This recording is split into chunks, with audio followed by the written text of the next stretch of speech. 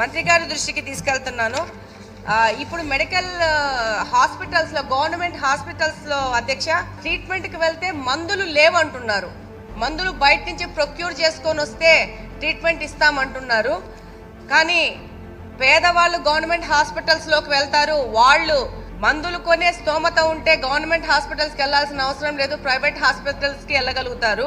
ఇది నాకు ఈరోజు పొద్దున ఒక సామాన్య వ్యక్తి నాకు వాట్సాప్లో మెసేజ్ పెట్టారు. గవర్నమెంట్ హాస్పిటల్స్కి వెళ్తే మెడిసిన్స్ బయట నుంచి తీసుకురామని చెప్పేసి గత 4 సంవత్సరాలుగా గత ప్రభుత్వం యొక్క పరిపాలన రిజల్ట్ ఇది.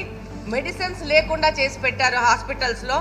దాంతోపాటు ఇప్పుడు హార్ట్ అటాక్ వస్తే ఇమీడియట్గా వాడాల్సిన ఇంజెక్షన్స్ కూడా అవైలబుల్ లేవు గవర్నమెంట్ హాస్పిటల్స్లో.